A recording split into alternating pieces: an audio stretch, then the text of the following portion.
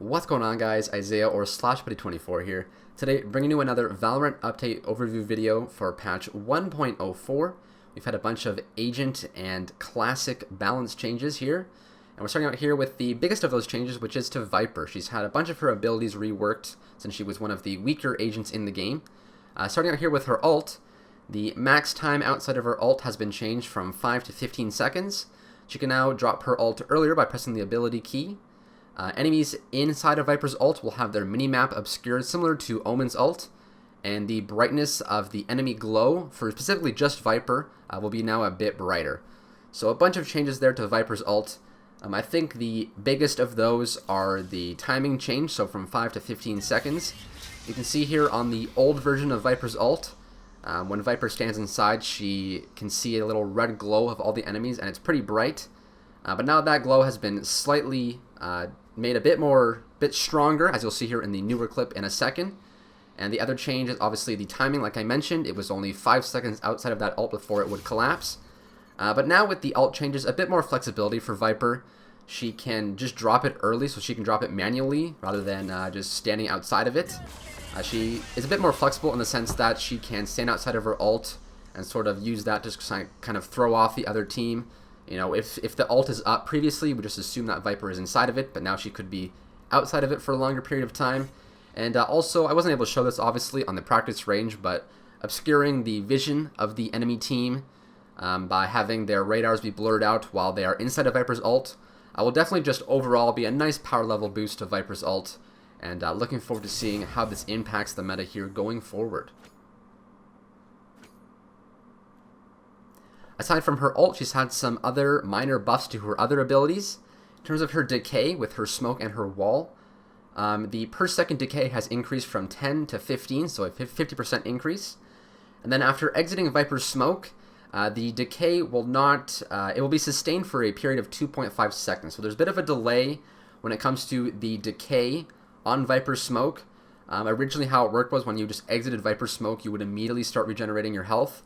But now there's a bit of a 2.5 second delay, and I think that this delay is going to have the biggest effect on Viper overall.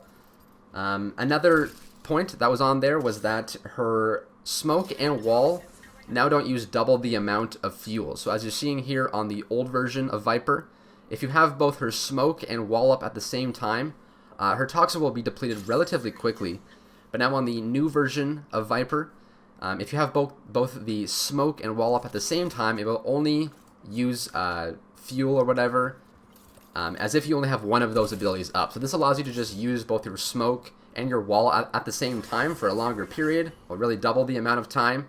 And this is just going to allow Viper to be a lot stronger of an operator, not only with her ult, but with the new rules for her smoke and wall, using less fuel. Then also, like I mentioned before, that little delay on the health regeneration. Just overall a nice huge buff to Viper, and looking forward to trying her out in my ranked games. Aside from that, we've had some other minor balance changes to a bunch of other agents. Raze has had one change, which is her ult, changed from 6 ult points to 7. Not a very relevant or big change, but still a nice change, as Raze's ult is probably one of the more frustrating ones to play against in the game. Brimstone's had a bunch of changes as well. He's also had 1 ult point added to his ult. His stim beacon no longer buffs enemies, and apparently his arms have received a graphical overhaul to improve their graphical fidelity. So very exciting stuff there. Cypher, also one change for him. His cage can now be picked up during the buy phase in case you accidentally dropped it early on in the round.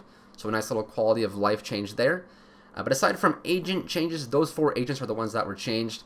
We are now moving on to the weapon updates, which has to do with the classic pistol. There was a variety of different bugs to do with the classic right-click accuracy, the alternate fire. And there's a lot obviously going on here on the screen, but what you basically need to know is that some bugs have been fixed where the jumping accuracy was too high and the running accuracy of the classic right-click was too low. So what's happened now is the jumping accuracy has been reduced for the classic, and the running accuracy has been buffed, has been increased. They said that this was to do with actually an unintended behavior of the weapon. You're seeing here on the old version of the classic, all of these changes are just to do with the right click, the alternate burst fire. But on the old version of the classic, the gun was reasonably accurate while jumping, which isn't really something you want in a skill-based shooter like Valorant. And then as you saw there on the running and shooting with the burst fire, that was a little inaccurate. So they basically sort of have swapped this around to have it be more sort of intended. I guess it was like a bug, something to do with how they entered the values into the game originally. But now with these new changes to the Classic, the gun will behave a lot more like sort of just like a standard pistol, like the Ghost or the Frenzy, for example. Having jumping pistol shots is not really something that you want in your game. I'm not sure if this has to do with the left click at all, but I'm like 95% confident this is only to do with the right click burst fire mode. So as I see here on the new version of the Classic, the correctly updated version, I guess you could call it, the jumping burst fire is a little bit more inaccurate. You can see there at the practice range, my spread, or my bullet spread, is a little wider with the jumping and right clicking. But now on the running and burst fire, it's a little more accurate. If you go back and watch it a second time, you can definitely notice a difference that the running is definitely more accurate now, and that the jumping is definitely more inaccurate. One other minor change that they made was that there is now a 10% accuracy bonus, I guess you would call it, while crouching and stationary. I'm not sure if this has to do with the left click, but I'm going to assume since all of these were bug fixes for the right click, that this also has to do with just the right click. Although I did notice a slight increase in accuracy while crouched with the normal left click fire.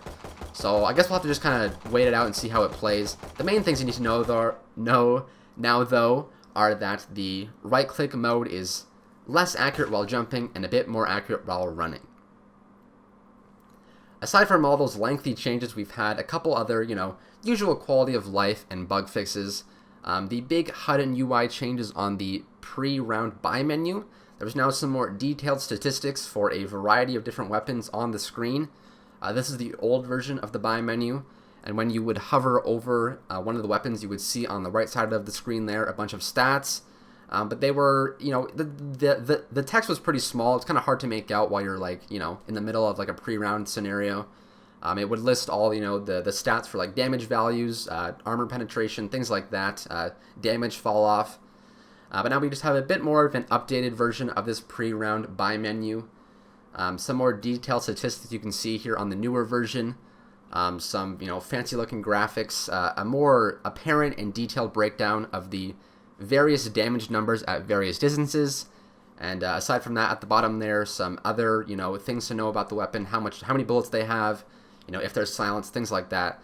So just a solid and overall good quality of life change for newer players or just people in general who want to know more about the guns without having to have a lot of experience with them themselves.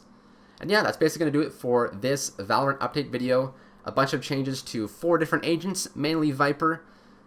Your usual crop here of bug fixes and performance updates. If you're looking for the entire list of changes, I will leave a link to the patch notes in the description box below. But like I said, guys, that's going to do it for today's Valorant update overview video. I hope you enjoyed it. If you did, be sure to leave a like and subscribe. Stay tuned for more Valorant videos in the very near future. And as always, I'll see you guys soon.